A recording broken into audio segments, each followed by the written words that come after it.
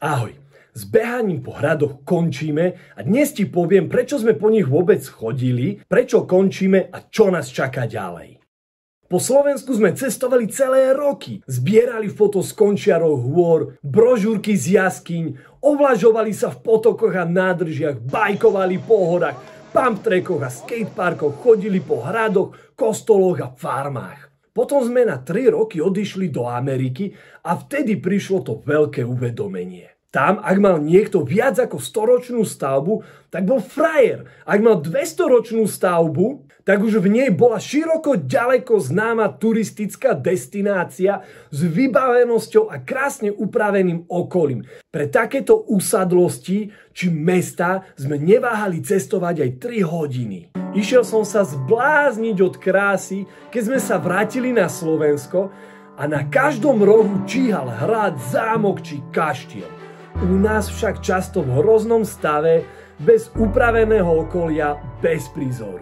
A tak si hovorím, že ako mohol Pán Boh dať tak krásnu krajinu tak nedbalým ľuďom bez vkusu a citu.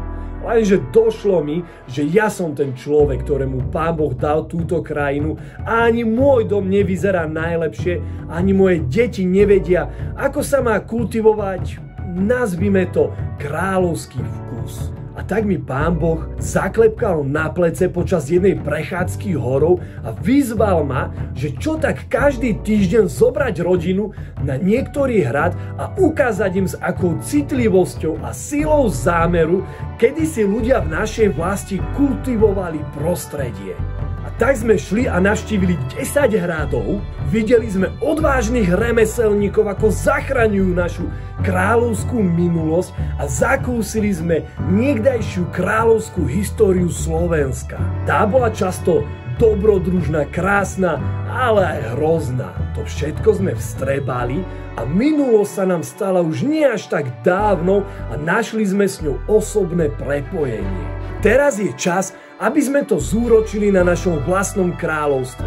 A preto sa idem sústrediť na dokončenie rekonštrukcie našeho 130-ročného domu a budem sa snažiť dávať pravidelnejšie videá práve od nás z hlineno-kamenného domčeku s rákosovou strechou.